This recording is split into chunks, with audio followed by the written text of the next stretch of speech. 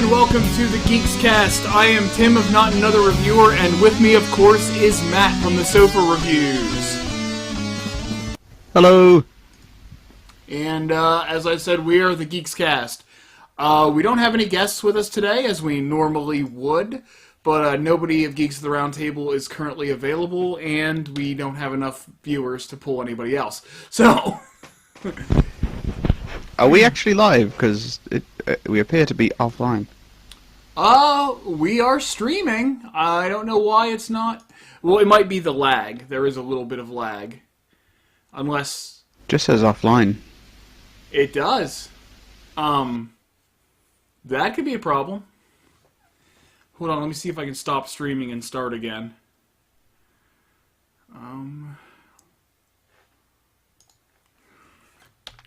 Because we are not going. Oh, something's happening. Yep, there it is, Okay, it just took a minute and a half. Now we have an advertisement in front of us. So anyway, on to the meat of this podcast. What do we have to talk about today? Things and bits. Oh, God.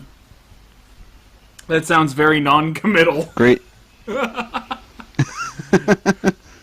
Well, as said, well, not as said yet, but things that we can talk about. We have the recent news about all of the Smash Brothers updates that you're unfamiliar with, so I'll be reading through those, I think. So this will be my... Bayonetta...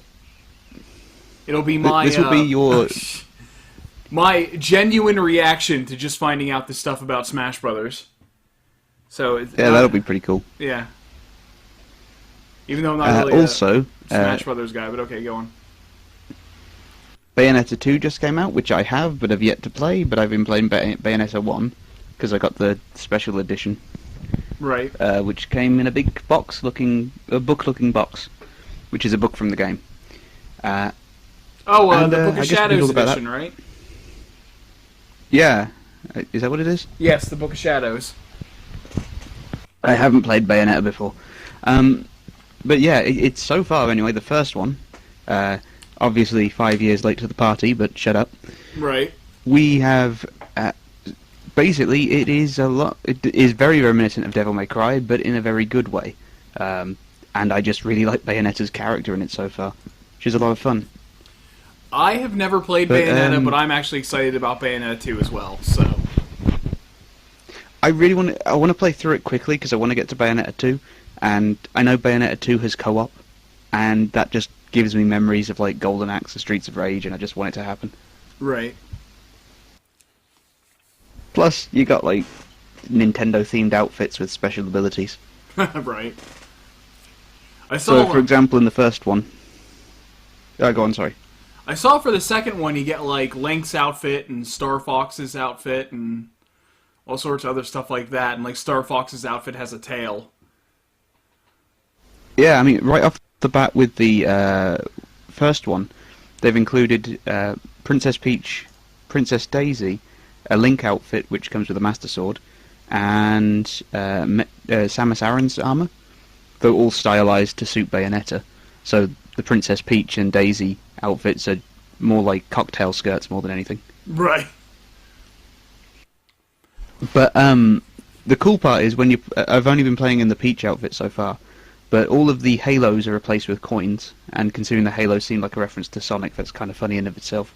Right. But the best part is, instead of having the big monster hands and feet come out to smash everything in your combos, Bowser's hands and feet come out to smash everything. That's actually pretty cool.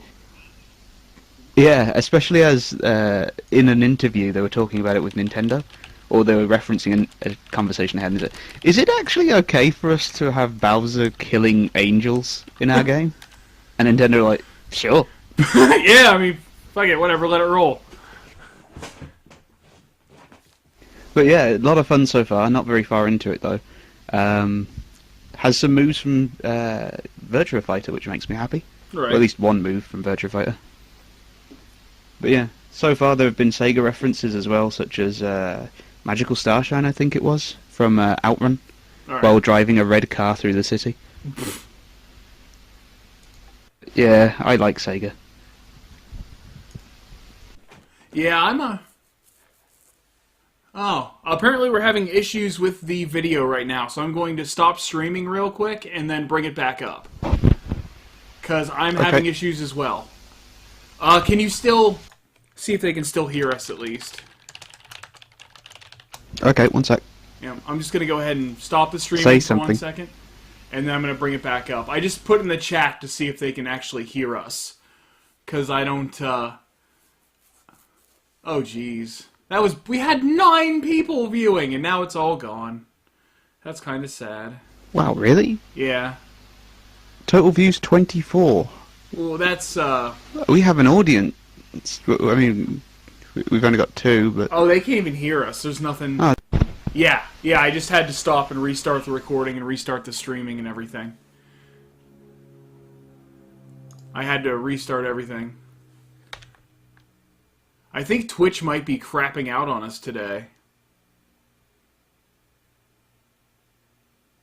The one day we can do it and no one turns up and Twitch is failing. Yeah. And I know I can't do it tomorrow because I'm leaving for a tax seminar. We're still showing up as offline. Oh no. I guess we could just record and then see if it can play later. Yeah, I guess. I guess we could just record the non-live podcast, as lame as that is.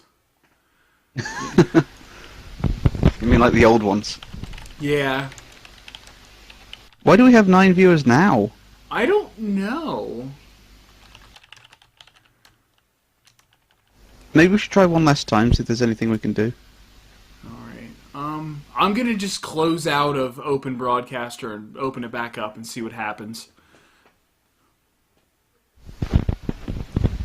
So, just hang on for 1 second. Okay, I've started another recording and another stream. See how it goes now. Just refreshing now. Yeah. And it's still showing up as offline. And now our viewers are gone. Why is this happening? Oh, because it's Twitch, and Twitch fucking sucks. Come on. I guess we can just do the recording at least. Yeah, we actually had a bunch of people show up because I tagged Ninja Sex Party in one of the fucking... I was like, maybe at Ninja Sex Party will join us, but they probably won't. And apparently that was enough for 9 people to be like, yo! We can at least talk about Ninja Sex Party. Oh, we definitely can talk about Ninja Sex Party. I love them. What do you have to say about them? Are we recording? Yes, we are recording. Yeah. Good. Yes, I very much enjoy them. Yeah. Yeah, it's, I especially like, Go ahead. Sorry? No, what were you going to say? You especially like what? Oh yeah, I especially like the, Unicorn Wizard one, that's the one. Yeah. Though, I will say I'm torn between that and, Let's Get This Terrible Party Started. Now, is that video-wise or song-wise? Oh, hold on. Yeah, and we're on We're live. We're live. We're live for the Ninja Sex Party chat.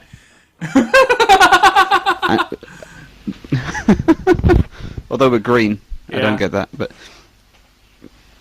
but yeah, what else was I going to say? Well, it's just, yeah, I especially... They've got some of the best music videos on YouTube, period. Yeah. I personally think Ninja Brian is a genius. He really is. Because, like, just the way he writes his music, like, the way the music just goes, just like, this guy really knows any genre. Any genre, because it's not just stapled down to pop. Because, you know, like, whenever, like, hearing, like, No Reason Boner, he was playing around with different genres and stuff. And he knows what he's doing. He really does. It's amazing. It's similar with, what was it now? God damn it. 3 minutes of ecstasy. Yes. Ecstasy, sorry. Yes. Sorry, my brain's a bit scattered today. I've been killing angels. Right. But, it's just very different to say like Attitude City or The Decision. Right. And I do really like the harmonies in I Just Wanna Dance. Yeah, I think my favorite song by theirs is actually it would be The Decision. That is my favorite song by them. Is it because Brian has an STD? No, I just really like I know how that song like starts out crap and campy with like this terrible little fucking drum meaty with just like random hits of a chord, but then whenever it kicks up good, and it's just funny as hell the entire way through. I do really like If We Were Gay as well. Yeah. Just because of the Mostly there's something Brian's really gay. satisfying. Even though they're both homosexuals in this scenario, Brian is still more gay. Yeah. I just like the general kind of like this whole video is just to gradually piss off his friend, specifically designed for it. I think that was like the just whole. watching him seethe. I think that was the theme of the entire first album, was just Danny giving Ninja Brian shit. Because it was like And since then it's been yeah. It's since just then been, it's just been Danny failing to get women. yeah. Yeah, that was basically the whole thing around Strawberries and Cream. Yeah. Yeah, I have both of those albums. Has Attitude City come out yet? I don't know. My brother's got the iTunes account, so Right. All I know is when it does, I gotta pick that up. And so does everybody listening. Ninja Sex Party, Attitude City. Apparently it's coming out soon. New Starbomb album's apparently supposed to be coming out by Christmas, too. I'm looking forward to that. I really hell want a yeah. Starbomb t-shirt, actually. I really like the logo. Yeah. I actually have a Starbomb pin. I have it with my Magic the Gathering Cons of Tarkir clan pins. What? That's actually a thing. No, just more the. I don't know. Just Magic the Gathering's been talked about a lot recently for some reason. Yeah, by me. Every fucking No. Not just by you. Uh, Like, Pro Jared's been doing videos on it, and he did a review of like the first Magic the Gathering computer game. which I'm glad to And, say is abandonware. I watched that. Oh yeah, I watched that because you linked me to it, actually. So yeah, I watched that. Yeah, And, it looks really good. It's abandonware. I found it. I'm gonna start playing it soon. Oh, cool! You could do a Let's Play, and I could comment. That is true. Actually, I would not have a problem with that at all. You could teach me how to play a game I've played before. You've played Magic the Gathering before? I played the card game. Yeah. I'm not very good at it.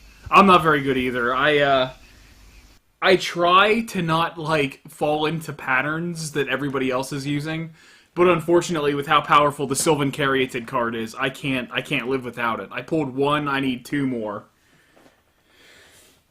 I'm just like, I'd love to get into it, but it's one of those things where my hobbies are expensive enough Yeah. to engage in another one. It's like, so I need to buy every bit of technology that comes out and every game I want, which is a lot. And I'm still going back to like 2003 when I'm thinking of games I haven't bought yet. Yeah. Hell, I still want Dynamite Cop for the Dreamcast. I don't have that yet. But it's like with that, and then also art, where it's like I'm buying pens and paper and new books and all the time, and it's just, thank God I don't have Photoshop anymore. Yeah. I think I see it as, now I've totally deluded myself with this whenever I started playing. I'm like, oh yeah, people totally make money playing Magic. Like, even the small tournaments. They win a case, they pull the rares, they sell the rares. I don't do that. That was just my justification to get myself to start doing it. And I am so bad at this game that there's absolutely no way I'll make a red cent off of it. But I still have fun doing it, so I've been caught with the cardboard crack bug. Cardboard. Oh right, yes. Yeah. Sorry, it took me a minute to figure out what that meant. But it's similar to like my friends, like, Dave specifically. But my circle of friends are all into Warhammer, 40k specifically, and I've been seeing them just buying toy soldiers over and over, and a friend of mine spending like £500 on this Titan, and it's like, I can't justify spending £500 on a console. Do you want to I'm hear? going to get way more enjoyment. Sorry, go on. Do you want to hear something absolutely ridiculous? Just off the wall crazy. Sure. A friend of mine, he's the one that got me into Magic the Gathering. Daniel, the other guy from Sharpest Hammers in the Tool Shed. He got me into Magic, and since then he's spent his entire life doing stuff with Magic and thinking about Magic and buying Magic cards and stuff. And like last night, we were part of a draft tournament. I'm sure you're familiar with what a draft tournament is, right? Nope. A draft tournament is where everybody buys in, they get 3 packs of cards, they open it, they take 1 card out of the pack, and then pass the pack to the left. And then once, those packs run out, they open their next pack, take a card out of the pack, and pass it to the right until that's off. And then you get another pack that you had, open it, pull out a card, pass it to the left again until all of those cards circulate. And basically, then you take your stack of cards, and you get whatever lands you need, make a 40-card deck, and then just have a tournament. It's great fun, and I really advise that if you start getting into Magic, do that first. Because it'll get you familiar with cards you wouldn't otherwise be familiar with. It'll let you find out firsthand what combinations and dual or tricolor combinations you should use, stuff like that. But definitely draft. It may seem expensive to pay $15 for 3 packs, but it could end up amazing because you can also win prizes and you get experience right there. But I was at a draft last night and I did. You know that's going to be. What? So that's just going to be way more expensive over here. Oh yeah, that's right. I didn't have considerations for other countries. I don't know what that's for Britain. Yeah. So from an American standpoint, draft. From a foreign standpoint, your mileage may vary. But the point I was trying to get at was shit. What point was I getting at? What were we talking about before I started explaining what a draft was? Danny Sexbang. I don't think that was related to this. What were we talking about? It wasn't, but it was before. Yeah, we did kind of go off on a tangent, didn't we? Indeed. But, what were you saying? Something about the tournament and getting into it and like as a way to start off playing. I think it was before that even. Oh. I was at a draft last night. What was so interesting about the draft last night? Shit! We are the greatest hosts. We are! Because I should have really wrote down where, like, I need to have, like, a thing here that whenever I realize I'm starting to go off on a tangent, I need to, like, write down the original idea that tripped off the tangent. That way, whenever I go hurtling in the other direction, I know where to go back to whenever I'm done. I don't know. Maybe... Okay, we were talking about Pro Jared's video. And how a lot of other people were talking about Magic. Everyone should watch that video because Pro Jared is a really good reviewer. I've never actually watched Pro Jared until that, and I will agree, he is good, yes. I highly recommend his Hydlide series. Hydlide? Yeah, they're a series of old RPGs starting on the NES. I think the Angry Video Game Nerd reviewed one. I believe so, but, yes. The original one. Yes. He does the original one, then the Mega Drive one, and then I think the Sega Saturn one, which is called Super Hydlide. Highly recommend them. And his top 10 video game Bs. We're just making recommendations left and right here. So is anybody into the Pokemon trading card game? I remember that as a kid. I bought a deck, and I liked the artwork. I mean, it was back in the old 151 days, and I gave the deck to my brother because I just had no interest after that. I was like, well, these pictures are nice. There's a game with this? I'll just play the game, actually. And, but then suddenly, like, fights were breaking out in school over it. It was ridiculous. Like, people were getting beaten up and mugged for their Pokemon cards. And it's like, it was the first time I was immune to it all because I didn't have any and didn't care. Now I'm a little scared because I went to a bunch of yard sales and I paid like $5 for this whole mess of Pokemon cards. And I've got a fistful of rares like in my hand right now, but they're all in such shitty condition it doesn't really matter. Oh, your next day of school is going to be terrible. Oh my god, they're going to be after my lunch. They're going to see these and they're going to be like, well, these are shit, so we're just going to take his lunch money instead.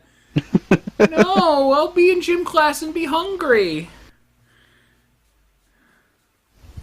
But yeah, one of our audience members, the Space Wingman, has said, I only watch his reviews. So I'm guessing... Which I'm guessing is in reference to Pro Jared. Yes.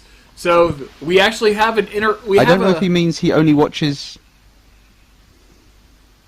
I don't know if he means he only watches reviews by Pro Jared and no one else, or if he just means he only watches the reviews that Pro Jared puts out, but none of the other videos he makes.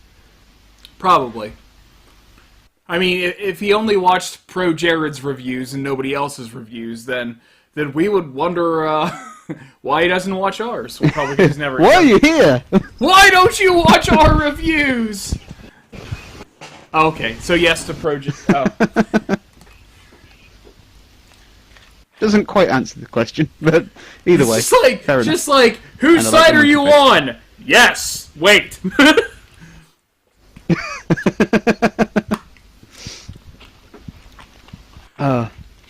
But yeah, I mean, when it comes to Pokemon trading cards, I just didn't get it. I remember it came with some sort of like glass beads or whatever, like these little squashed-looking things for the game.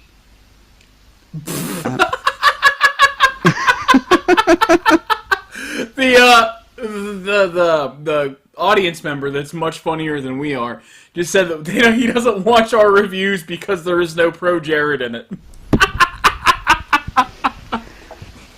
It is a failing on our part, I will admit. I'll have to get into talks with him so he can show up in all my reviews. Just like say hi and leave. You could just have a picture of him. Everyone does that with Shane from Did You Know Gaming.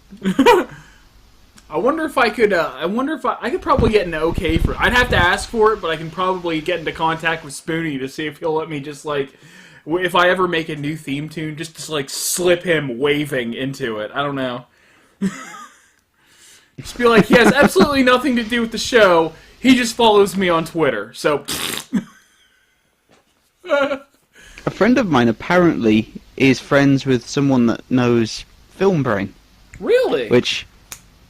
Yeah, apparently, but I've yet to establish any contact with this person other than the person I'm talking about.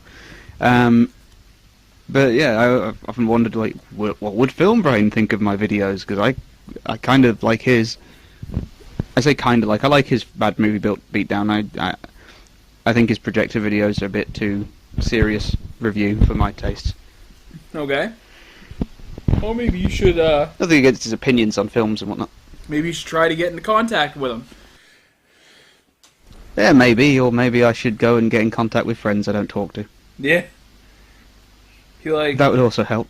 Let's just keep doing name dropping in this podcast, and then maybe eventually somebody will be like, one of them will have to be like, Geekscast, what the hell is this? Oh, they just mentioned me. I should probably contact them and tell them to never do that again. Then at least we'll have somebody that's like... I've met the cat from Red Dwarf. Really? He worked with Donnie Yen, so I've almost met Donnie Yen. So you've met That's how that works. Danny John Jules, that's who it was. Yeah, and by me I mean my mate while I was standing next to him. God damn it, Matt. You just blew it. You blew it! I'm a huge Red Dwarf fan, and you're like, well, I just fucking met Cat from Red Dwarf, and I'm like, shit, I have nothing to top that. And then you just killed yourself. My mom was in a band with Bonnie Tyler. Huh? That's actually a fact. Okay. Oh, she sang I Need a Hero. Okay. She's Welsh. Just like my mum. I'm telling you, this audience member is funnier than us. A restraining order is always a good way to break the ice. Whoa. Oh, whoa, sir. But yeah, what were we talking about? Christ, I don't know. We don't really have... Pokemon trading cards and their little beads. Oh, yeah, I have a whole bunch of Pokemon trading cards that are absolutely worthless, and I can't get rid of them. So, $5, and you can have, like, what, 2,000 of them? Because I was going to play them, and then I started playing Magic the Gathering, and that was the end of that idea. They made a game of the game, didn't they? Like Pokemon Trading Cards, the video game. Yes, Pokemon... It was basically, That's how you're going to meet Film Brain, is, would he do something to get a restraining order against Matt, or would he just post a restraining order against Film Brain, and then when it go to court, just be like, "Hi, I'm a fan," and that's the confusing thing here, because both me and Film Brain are Matthews. Yeah. So when you say Matt, that kind of throws things off a bit. Well, he's only got one T, like a deviant. And also the thing is, like, you don't have like a stage name. You're just one of the guys at Sofa Reviews, but he is Film Brain, you know. Like I understand his name's Matthew Buck, but he is Film Brain, and you're Matt from the Sofa Reviews. So that's just both. Yeah. Okay. So we exchange like. I'm just trying to think of it as like a trading card game now. Just explain... Restraining orders, the trading card game. Just explain, just trade incredible unpleasantries, and then you file the restraining order in response to his restraining order. No, it's you collect restraining orders from different celebrities, and then you trade them based on value. So, like, if you get one from Kim Kardashian, you're in the money. I really hope that doesn't become a thing, because oddly enough, that sounds like something that would become a phenomenon of some sort. Oh god, that would definitely be a game on 4chan or something at some point. It's always got to be 4chan, doesn't it? God damn it. I'm sorry, 4chaners. I don't mean it. Yes, he does. You don't speak for me. I speak for you. No, you don't! When would you ever speak for me? Tim loves the Ocarina of Time. He's just really bad at it. Oh, for fuck's sake. I don't, but we're not going to get into that one. We're actually at a good clip of saying things that shouldn't piss a lot of people off. True, actually. We're having a rather light conversation on this one, I think. Yes. We're not trying Which is much needed right now. Oh god, the internet. Oh. The internet is ridiculous right now. I say right now, but you know. Restraining yourself of time. That's a nice one. Oh, sorry, restraining yourself to fame. Yeah. Sorry. I thought that was the new Ocarina of Time title. You got the Restraining Order of Time. That's how they defeat Ganon at last. He gets a restraining order, and he's not allowed to own any weapons for like a certain amount of years. So you just walk up to his house, kick him in the shins, and tell him not to do that shit anymore. Alright, so that seems to have run out of steam. Let's see what other kind of tangent trains we can ride on now. Right, well, we've got the Smash Brothers thing. Oh, yeah! So, yeah. To those who don't know, and I guess those who do know, a couple of days ago, Thursday, Nintendo put up a video on their Nintendo Direct, in which they revealed 50 facts about the Smash Brothers on the Wii U. Worked out as about 54, I think. 55, rather. So we're going to go through them because Tim doesn't know any of them. Oh, God. Are we going to go through all 50-something of them, or are we going to pick and choose the best ones? I'll kind of run through them, but I'll focus on the important ones. Okay. For example, off the bat, 40 characters will be unlocked from the start, including several that were locked in the 3DS version. And from the sound of things, ones that weren't locked in the 3DS version will be locked for you to get just for the fun of it. I don't know if this will apply when you're connecting it to the 3DS version, though. I'm hoping everything's just unlocked off the bat with that one. But yeah, the second thing, which is pretty important, because people will live and die by this. It's in 1080p. Okay, yeah, I'm listening. That's kind of it. That's it? That's it's it. Doing something the Xbox One can't do. It's in 1080 fucking p. Okay, so listen. Here's the thing about 1080p. Yeah. Snore! Next one.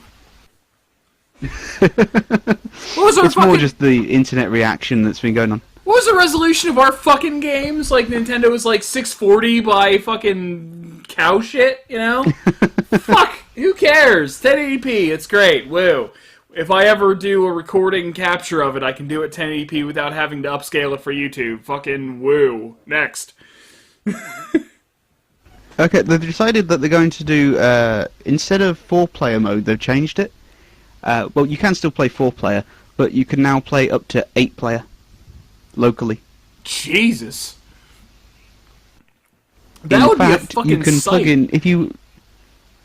Yeah, in fact, you can plug in 2 of the GameCube adapters, so you can have 8 GameCube pads at once.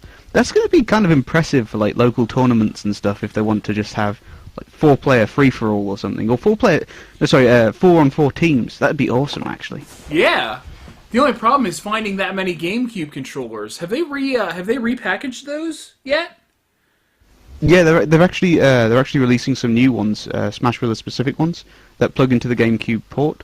They're also releasing ones that are Mario, Luigi, Yoshi, and Peach themed. Of course. Which plug into Wiimotes. Well, they act as like sorry? That's amazing, actually. Yeah, that's pretty cool. I hope that. Hopefully, if they. Wait, what? Go on. I hope that ends up getting support for more games, because I find the idea of playing like classic, like Virtual Console and like Wii U store games or whatever the fuck, like on a GameCube controller, a little more appealing than those classic controllers that they have that connect into the Wii remote. I kind of like them for like the systems they're intended for, because they're modeled on the ones that the first ones anyway for the Wii were modeled on the Super Nintendo controller, so they work fine for that. It's when you get to stuff like Smash Brothers. Trying to play Smash Brothers was one of those things was just awful. I don't know why. I just couldn't do it. I honestly do have a gripe with the classic controller, and I'm sure you remember this from when we did Super Metroid, and how like how flimsy it feels. I hate the digital D-pads because they feel so flimsy. I need that tight analog feel. I didn't mind it actually with using the Wiimote, not Wiimote, the gamepad screen, the Wii U gamepad. That one actually, I didn't mind playing that with A Link to the Past. I really liked that. But then I was playing it on the screen all the time, so that kind of makes sense, I guess. But yeah, continuing though, as that one's done, they're introducing some new things. There'll be like, you remember the Snake messages in Brawl? No. Basically, in Brawl, you could receive messages as Snake from various different characters, commenting on from the Metal Gear Solid series, commenting on the character you're taking on. They're bringing that back, but because Snake isn't in it, they're doing it for Ike, getting messages from Palutena. And also the Fox ones will be returning, so Fox can get interactions from various Star Fox characters. Okay. There's also a new mode called the Great Cave Offensive. Sorry, that's wrong. The Great Cave The Great Cave Offensive is a new massive stage which contains instant KO zones. Basically, if you're knocked into these things, they will kill you.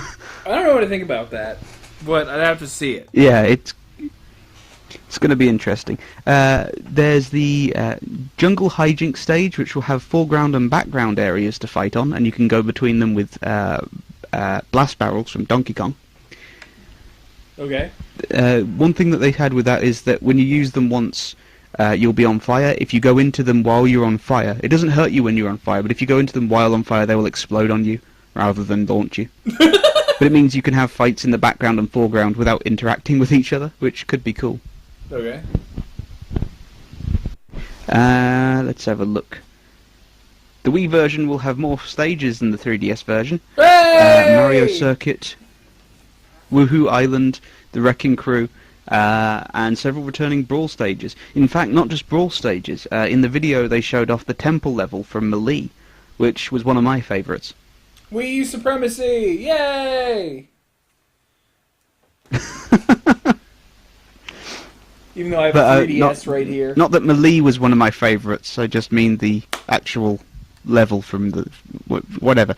Actually, this one's really cool. There's a Wii stage... a Wii... a Miiverse stage. Okay. But yeah, a Miiverse stage. It won't be available at the game's launch, but it will be available later on, and it will feature posts from the Miiverse in the background.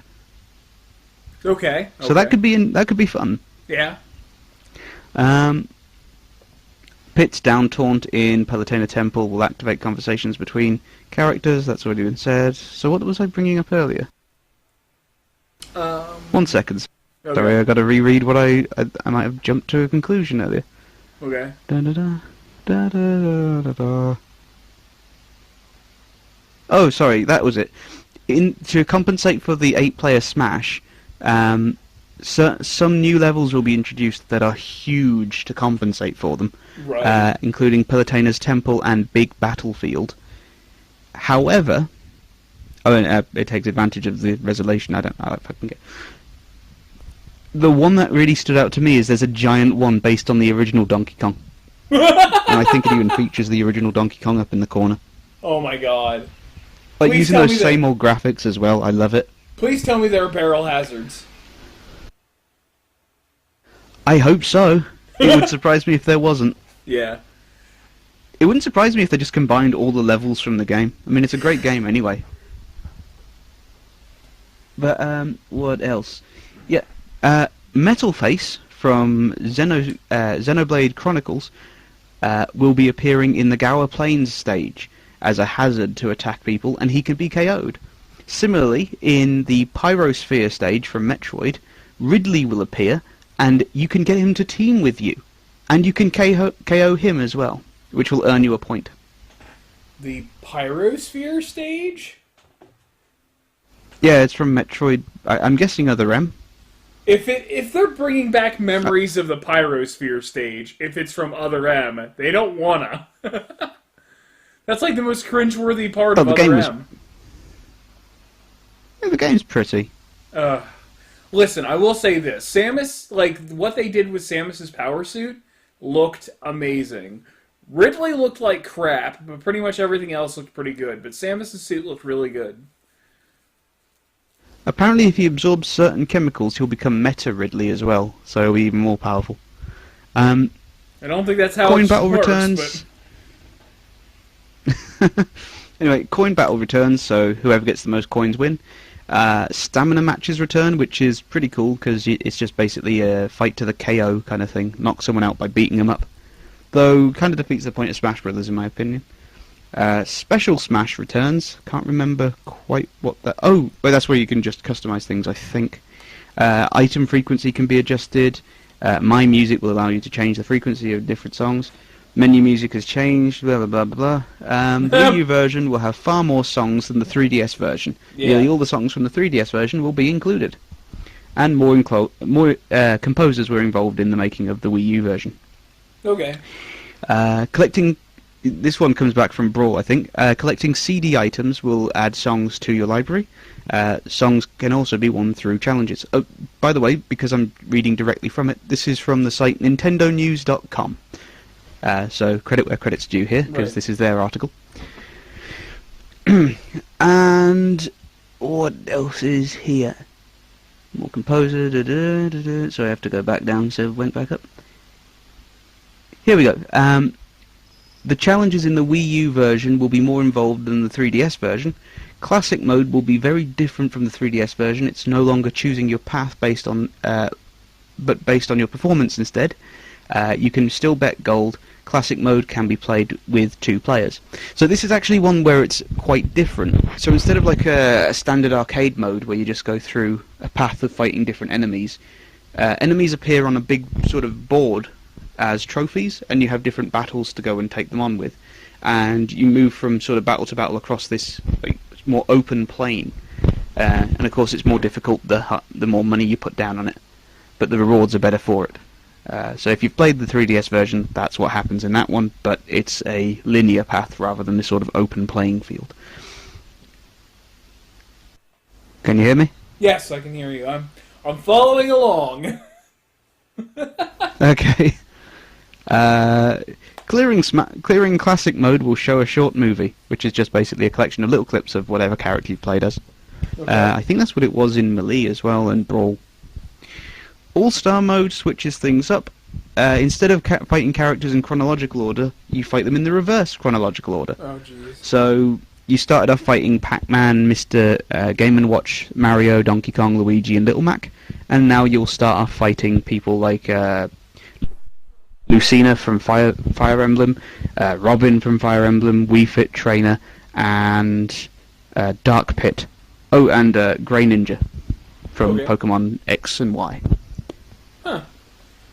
Event Jesus. mode returns where you can clear theme challenges. What? I totally dropped the ball on Pokemon X and Y. I have Pokemon Y in my 3DS and I haven't played it for ages, which shows how long it's been since I've played my 3DS. I think the last time I played it was when I played Smash Brothers for 3 seconds in the last podcast. You should play it properly. It's a fun game.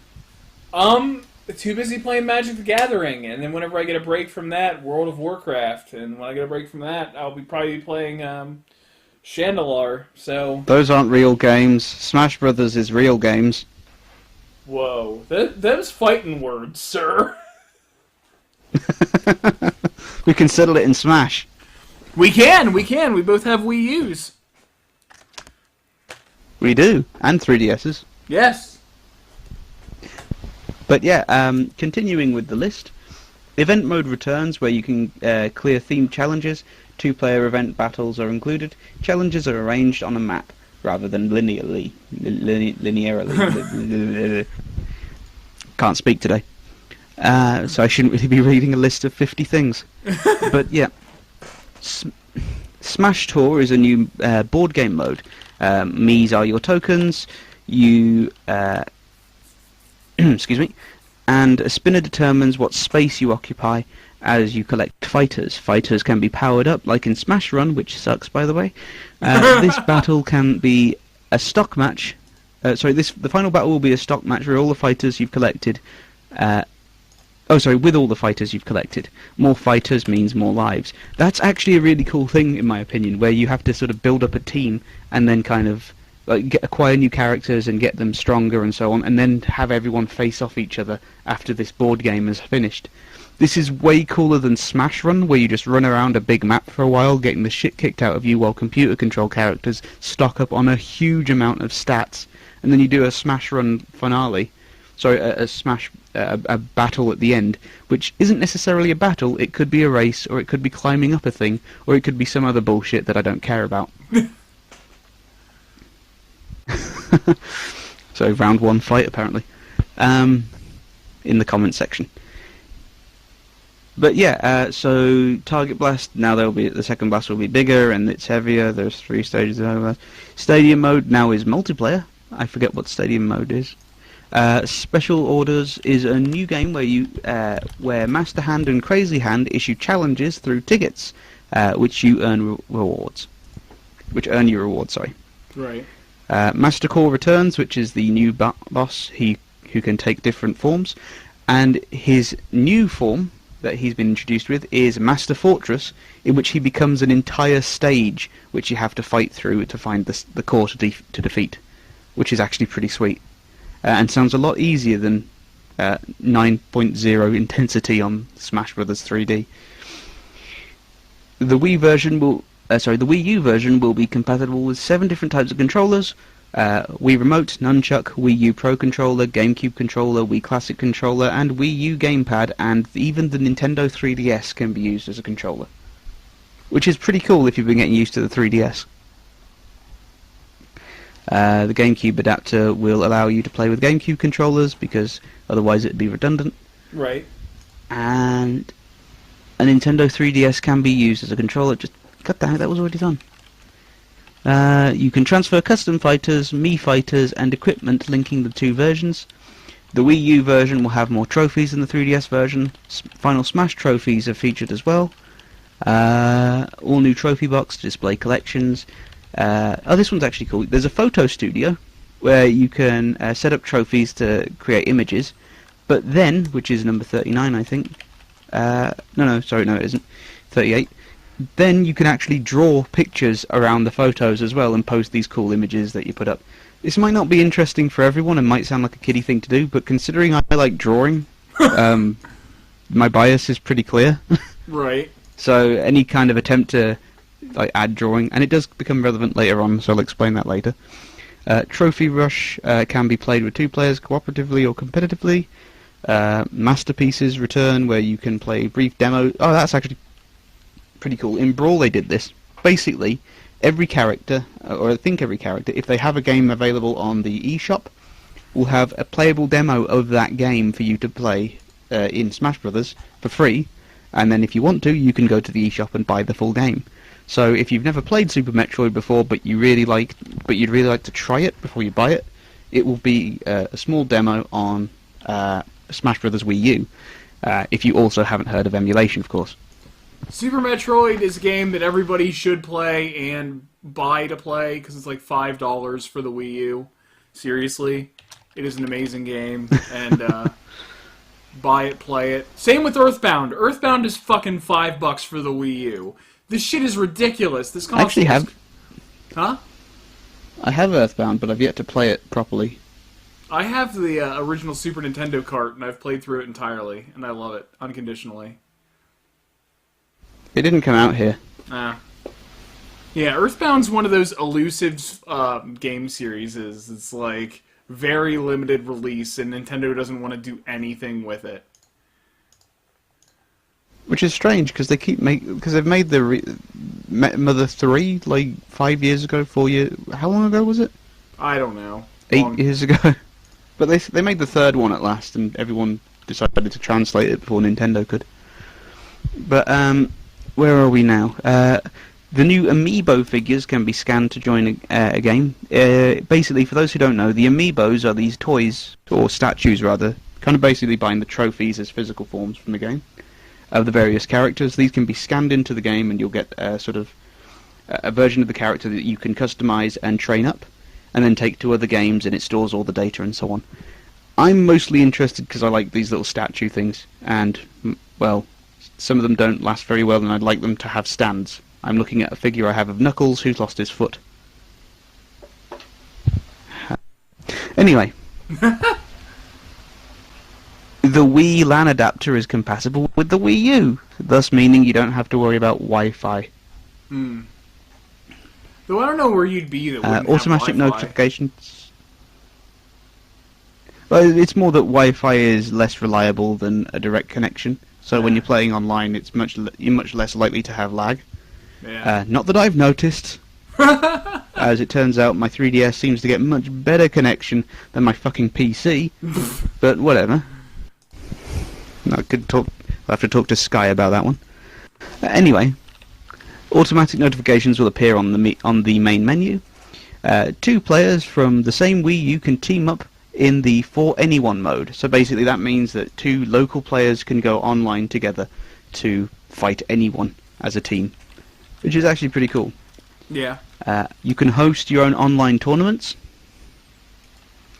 which is pretty cool. Yes. And tournaments will return, I imagine, online as well, supporting up to 64 players. Jesus. Yeah. Well, I don't know. Fun. I was reading something about imagine... like a 300-person tournament for fucking Magic, so that's actually not too bad. Not like too crazy. Yeah, but in Magic you can have anyone like turn up to the show. I think this is referring to online tournaments. Right. So, because you don't play Magic on the like games, do you? As in the video games on Steam. I don't play the Steam game. I don't play Dual Planeswalkers, but I did just recently get into Magic Online just to learn how to draft better. So I entered into a free draft like yesterday. There's Magic Online? What's that? It's well, obviously it's just like an online client, so you can play Magic the Gathering against other people online. And like you start up, you get like 600. Is it official? Yeah, it's a Wizards of the Coast thing. Like it's not even a recurring payment. Like you pay $10 and then you have Magic the Gathering online. But I think that's because it's like pack based. You have to buy packs or win packs or whatever.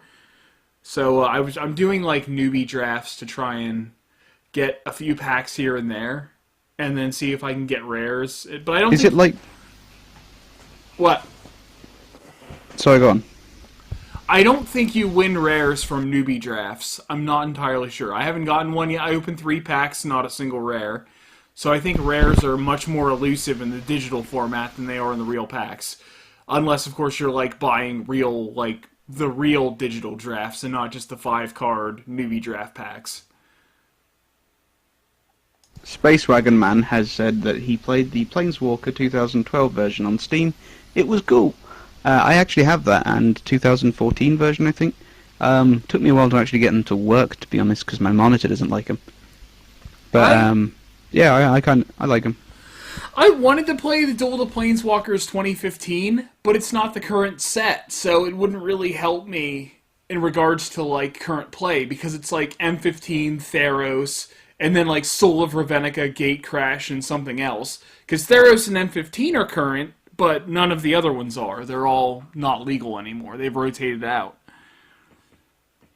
Right. Which is why I went with Magic Online, because it's all current. It's like Khans of Tarkir, Theros, M15, Born of the Gods, and Journey into Nyx, which are the current sets right now.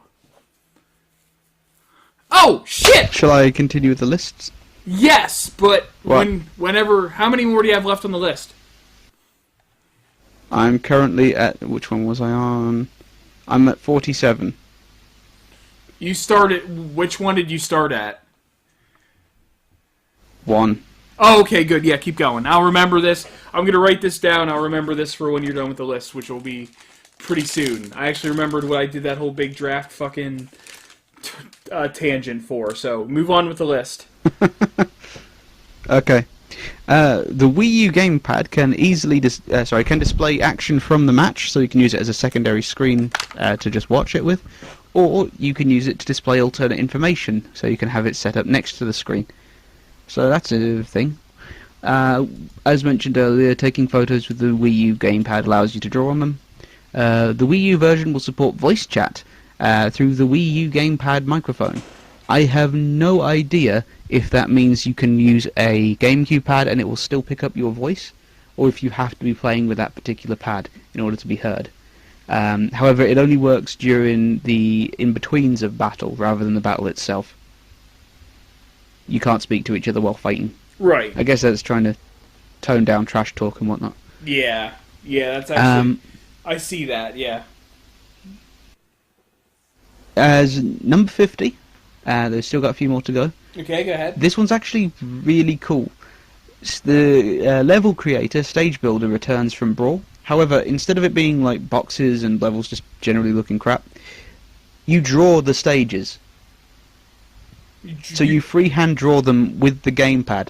Wow. And you can invert things and like choose the ground you want to use and so on. I saw them drawing it. They drew out a shape, then did a swap so that the shape became empty and everything around it became the level. Wow. So basically... You can also choose to include danger zones and so on. Oh my god. So basically you're saying like they're using the Wii U gamepad basically to its fullest by letting you draw out the level you get to play on. What I'm saying is, very soon we'll be seeing creatures made in the Spore Creature Creator appearing as levels in Smash Brothers. So dicks everywhere. Exactly. Just penises. We will battle atop the gigantic penis in the background. You will be racing each other to the tip. That gives credence to the Gwar song "Immortal Corruptor." If I was a sperm, I'd cultivate my sperm and then. Oh god, you could literally have it on the inside and you starting in the ballsack. And they have the smash. Okay, we gotta stop. We gotta know. No. I think we're done with this. Yes, tangent. yes. Keep going on the list. Keep going on the list. Dicks! Talking about dicks. Next. Number 51. Bowser Jr. and the Koopalings have been officially revealed. By this they mean they actually made a CGI trailer for them because everyone knew they were there because they're in the 3DS version already. Right. I don't know why that was included. Seriously, we already know. We already know. We knew before the game came out because it came out in Japan first. Anyway, most modes from the 3DS version return. Movies mode will return from Brawl. I don't remember Movies mode. But what I remember it being displayed as in the video is basically watching all of the trailers for the characters that were revealed. Registering both versions of the game will earn you an exclusive CD. So it will include soundtracks from both the 3DS version and the Wii U version. And that will be sent to your home. And then finally, number 55. If you own both versions of the game and have registered them onto Nintendo Club, eventually you will get a free additional character in the form of Mewtwo in spring of 2015. Okay. So to everyone that was wanting Mewtwo to come back, he will be coming back. Yay! And that's it. That's the all 55 facts about Smash Bros. Okay, are there any post thoughts about that list? I need a drink, but I finished my bottle. That's your post list wrap up. Since you're the one that's more knowledgeable about Smash than I am. So. Well, I'm very excited about Smash Brothers anyway. So just the fact that it's in HD and it looks fantastic is enough to make me go, oh god, I gotta play that. And the fact that it's going to have local co-op compared to using the 3DS, which I know one other person with a 3DS and she bought it strictly for Pokemon. Right. However, I have my brother and my best mate Matt would both want to play Smash Brothers on the Wii U, so I'm looking forward to just doing that. The idea that we can play it 8-player, and I know enough people to arrange that shit, that will be interesting to see what happens. I don't know when I'm going to be getting it, but I know I'm going to be getting it. I know it's going to be unfortunately, it's only 8-player locally, so unfortunately we won't be able to do online things with all of the geeks at once. But it would be cool if we could. Right. We can still do a 4-player showdown. But yeah, I mean, generally all good news. Some stuff that I was hoping to be announced wasn't announced. Mewtwo was a good hint that we will probably be getting more characters in the future, which was what I was looking forward to more than anything. I was hoping there'd be some new characters on the way for both games. Specifically, I'd like Impa to return to become a playable character from Hyrule Warriors, specifically. Okay, yeah. But yeah, very happy with all of the announcements, and I do find it kind of funny in all of this conversation about 1080p, 720p, 900p. It's just the Wii U is going, yep, 1080p, no problem. Yeah. It's like, why are all these big games arguing about it? We can do it easily. Yep. We did it easily with the PlayStation 3. Okay, so any other thoughts? We also did 60 Hertz perfectly fine back on the Dreamcast. Actually, I think 60 Hertz was the thing way before that. I'm pretty sure the fucking Nintendo was pushing out 60 Hertz. Sorry, I meant 60 frames per second. 60 Hertz is a different thing. Oh yeah, 60 frames per second. But yeah, you were saying something about other games. Oh, the things that I was remembering.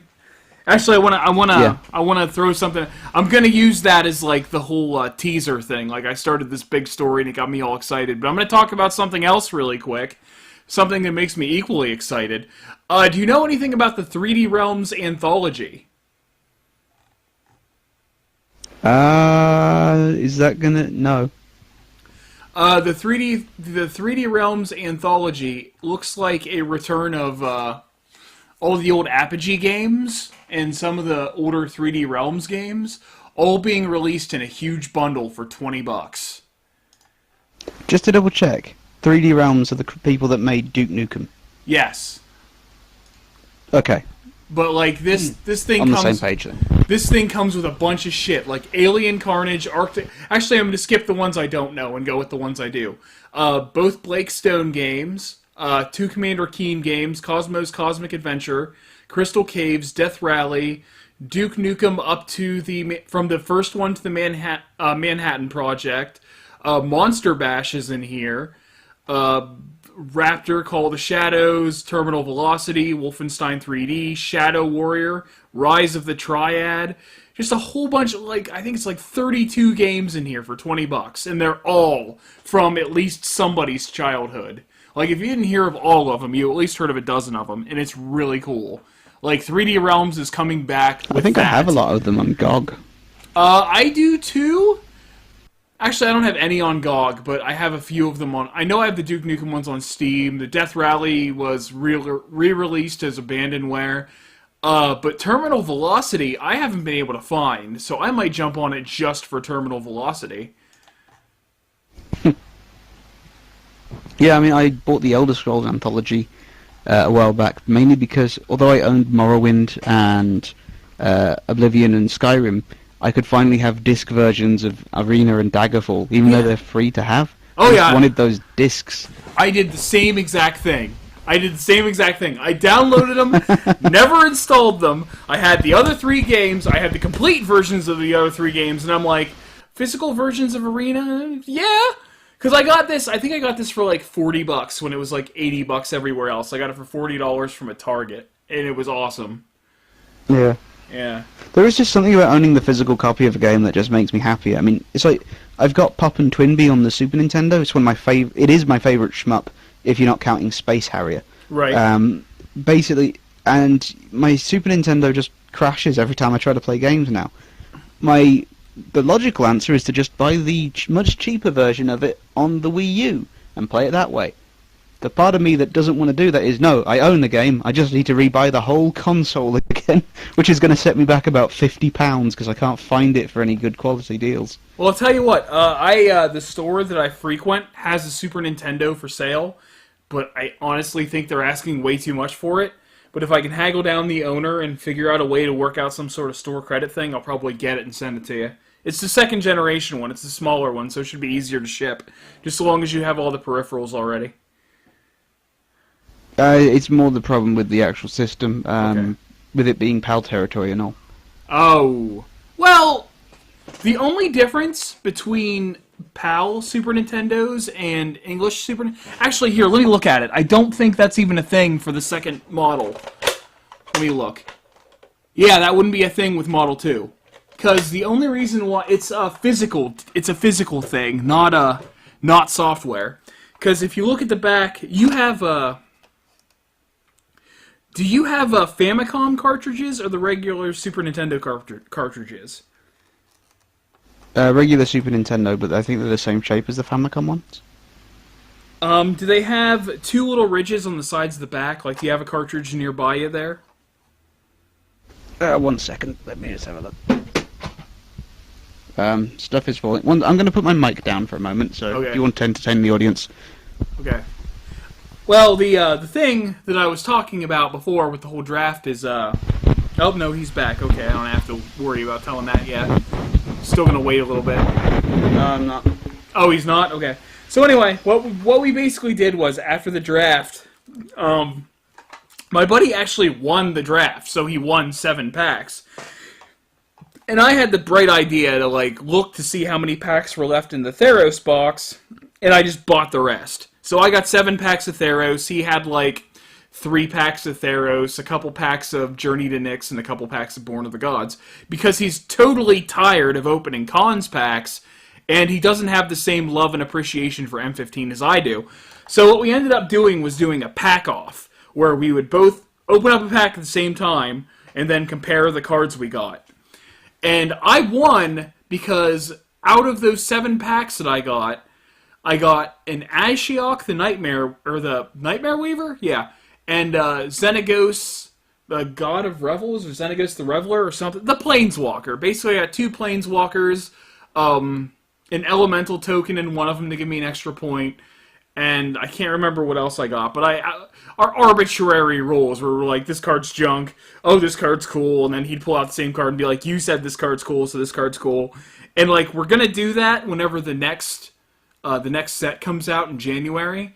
We're both talking about pre-ordering, like, a full booster box, and then just doing that and releasing that as videos for our channel, where we're just comparing these packs and being fucking douchebags doing it. So that was the big thing I was getting all excited about in the booster draft, because we were both tired. He won, I completely lost. I think I was 4th from last, so I was actually like 7th place in an 11-person draft. Was it 11 people? No, it was I'm back. Okay, he's back. I can't remember how many people. Actually, no, I think there were 10 people in the draft and 2 dropped out. So I was second to last. Or no, I was 4th from last in a draft where 2 people had dropped out halfway through. So I wasn't doing pretty good, but he did great because he won. And we were just both, like, he was hyped because he won, and I was just tired, so we were being ridiculous with that. But anyway, tell me what you see on that cartridge there, buddy. Which part? The back bottom. Are there slits, like little slits that go up to the first ridge? As in, like, 1 second. There are lines along the back that have a slight indent on the whole thing, but otherwise it's pretty flat. Okay, so there's no slits that go that indent into the cartridge. Much thicker than the slits that you're talking about that go up to the top? There are holes, like round holes that just indent into the back, like they fit something in them, like Lego bricks. Okay. So I think that's the only real DRM that you've got going on, because I don't know if PAL is really that impossible to play. Going between. I'm pretty sure it'd still work because my Dreamcast is actually a PAL version, and I play it on my television.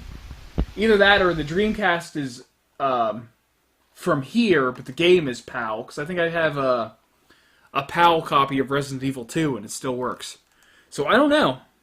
Well, there is another thing. I don't know if it's going to be with this TV. I need to test it out on the GameCube, because I've got American and Japanese games on the GameCube with a freeloader. But I remember, especially with the Wii, when I was playing imported games there, my TV wouldn't display them in colour, which is actually an old problem that PAL TVs have with American games. Basically, if they try to render American games, sometimes they're in black and white, because they're usually in 50 Hz rather than 60 Hz. Right. Sometimes, however, that's not the case, and it does just depend on the system itself. For example, there was a weird situation with the PlayStation 2. The Dreamcast was the first system to have 60 Hz as a simple addition, so you could play games like Shenmue in proper 60 Hz full screen, though that wasn't the case for Virtua Fighter.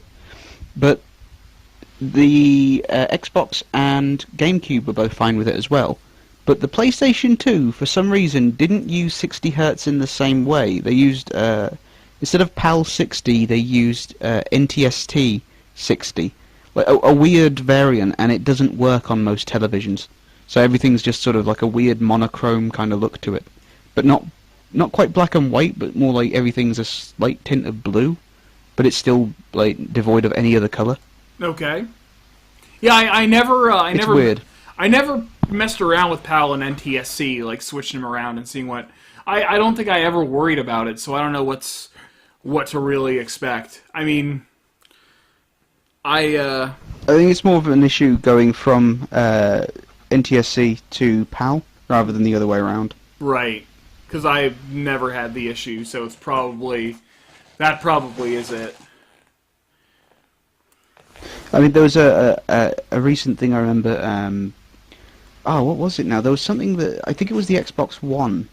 It didn't work on some UK televisions because of how it worked. I forget what it was exactly, but it just didn't work on some televisions.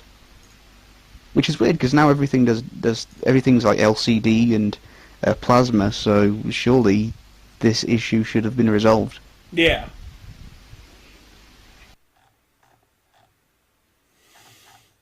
But yeah, I mean, the thing is, getting a Super Nintendo shouldn't be too difficult.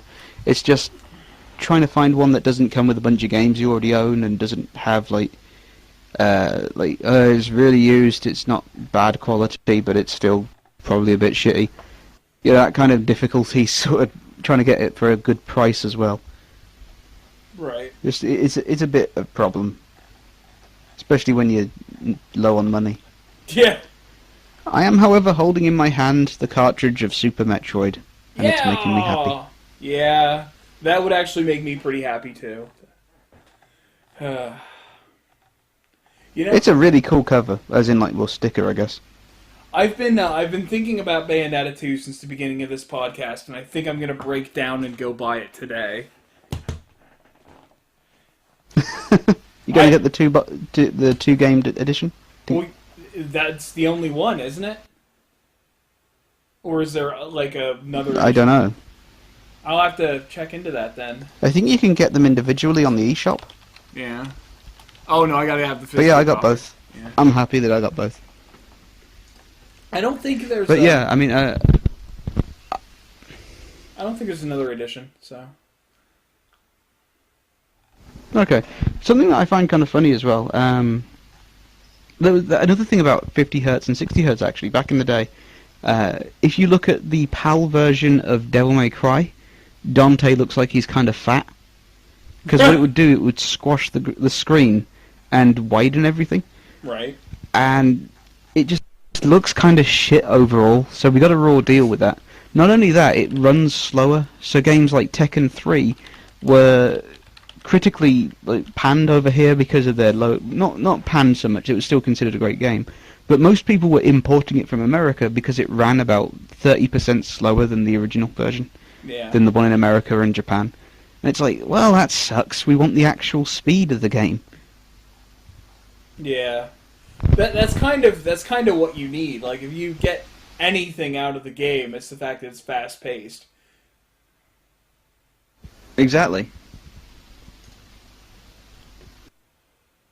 I mean, I was playing Virtua Fighter 3 recently because I've been playing the Dreamcast, and that was actually another thing I wanted to bring up, but we'll talk about it in a minute. And I've been playing a lot of Virtua Fighter 2 and Virtua Fighter 5 over the past year, and quite frankly, playing 3 again, it feels really slow because I can't set it to 60 Hz. Right. Which is strange because other Dreamcast games, it's no problem.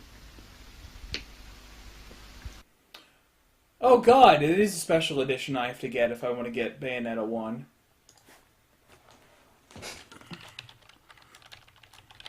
Sorry. Is it much more expensive? I am checking on that now.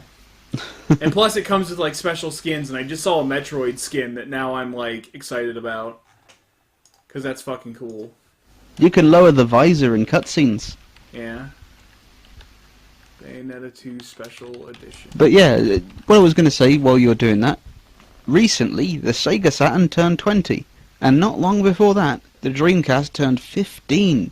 Jesus. So if you're a Sega fan, which is probably just the two of us really,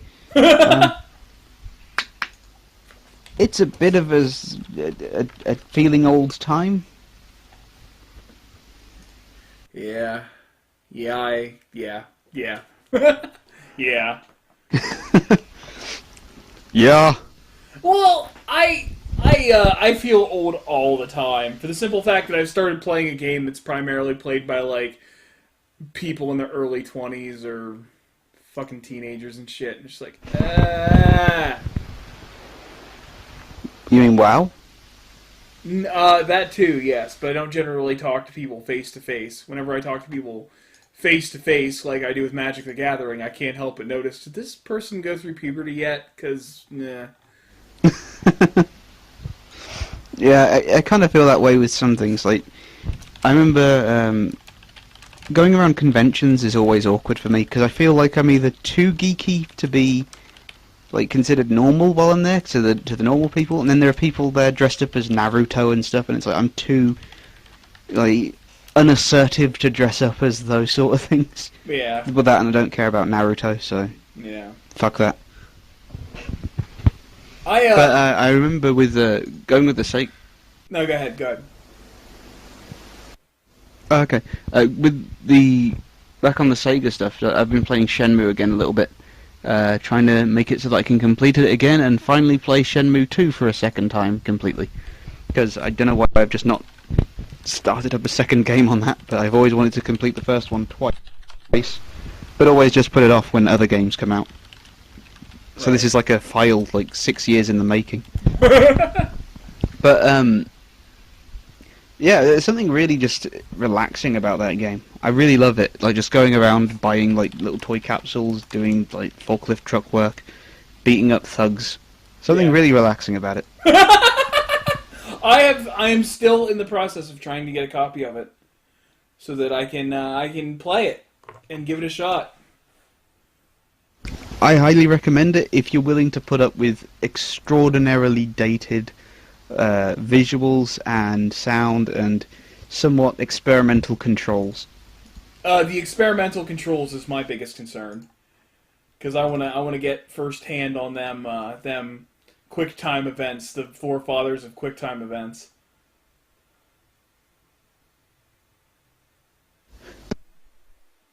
The QuickTime events aren't actually that bad. It's more the way you walk around the world. It's not really a big issue because there's no like time limit to walking anywhere. I mean, there is. You've got until like 11 p.m. at night where you got to go home and sleep. But other than that, it's like it kind of operates like a tank. In fact, it literally operates like you're controlling a vehicle because you have an acceleration button. So you hold down one of the triggers to walk, and the more you hold it down, you can run. And then you turn Rio around to sort of navigate areas. It makes sense eventually, but it's really awkward at first, and it feels very dated compared to a lot of modern games. But it doesn't feel like a natural pace or anything. Okay. At the same time, it doesn't feel too loose like a lot of modern games as well. Like if you try running around in Assassin's Creed or, I don't know, any random sort of free roaming game these days, I kind of feel like characters either feel way too loose and sort of you don't have extremely precise control over them, or they just feel like they belong in a first-person shooter and shouldn't be trying to move in anything other than from a first-person view because of how ugly the way they move. Yeah. However, another thing about the controls, when you're in combat, it is basically Virtua Fighter, so it expects you to use one-on-one combat engine for taking on like 6 guys. Oh, it's a bit tricky at first, but you do get the hang of it, and it is, you know, if you like that stuff like I do, you can get into it. Yeah. But it's not the best attempt at trying to make a 3D brawler, but it was a pretty deep one, and there aren't that many really in comparison to it to bring up. Okay. Also, the voice acting is, depending on how you look at it, the best voice acting ever, or the worst voice acting ever. Okay. I fall into the former camp because I love shit voice acting of that caliber. Yeah, I hear a lot of people. You know when you're in an old Japanese... I hear a lot of people nitpicking about voice acting, but then I think back to fucking the original Resident Evil and how much fun I had just listening to that horrible shit. What is that? That looks like blood! Good job, Barry! Oh my god. Yeah. I hope that's not Chris's blood. Well, I always like that in... with Shenmue, they have it like you'll run up to this old Japanese man selling fish, and he's like, I don't know, he could be wearing a kimono and samurai gear, and the first thing that comes out goes, "Howdy! Where you been?" And it's like, well, that's his voice. Did they look at this guy and think that's his voice? I mean, that's an extreme example and not, strictly speaking, an actual example from the game. But it's that sort of thing where there's a bit of bizarrity behind some of the voice acting in the game, but I love it all the same. Right. I actually think Jade Empire was more guilty of that sort of thing.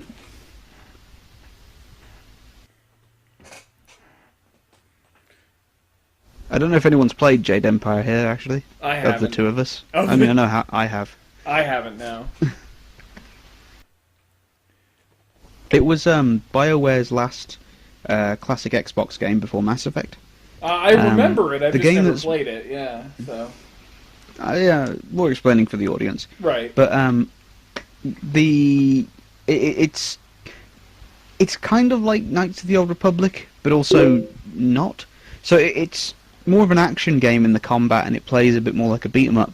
But it's still not very good in that regards. But it was fun, and it was a cool setting, and it was unique. You didn't have, like Mass Effect, you didn't have direct control over your allies, and you only had one rather than two. But it was a genuinely fun game with an interesting atmosphere and some very cool level design, or well, maps I guess is better than level design. But at the same time, I don't know, it just didn't get the popularity enough to get a sequel, I guess. And Right. Microsoft has never commissioned one, and I don't know. I'd really like a sequel to Jade Empire rather than just another Dragon Age or Mass Effect. That's right, BioWare. Yeah, give us the Jade Empire. Didn't hear that, did you? I don't think BioWare is going to make another Jade Empire. Oh. I don't think they care anymore. I think they're Microsoft now. Yeah, sounds about right. It's as good as being dead. Not Microsoft, sorry, EA. I'm sorry, Microsoft. You're not as bad as EA. Oh my god, you just got really loud all of a sudden. Did you just get that much more passionate? Yeah, but I was starting to mumble and get depressed at the state of one of my favourite developers becoming this shill. Right. And then I realised it wasn't a shill for Microsoft, it was a shill for EA. Yeah. Because Fucking EA is worse. EA is worse. At least Microsoft came up with Kinect. Oh, It may have been a bad idea, but it was an idea. It was terrible, but it was something.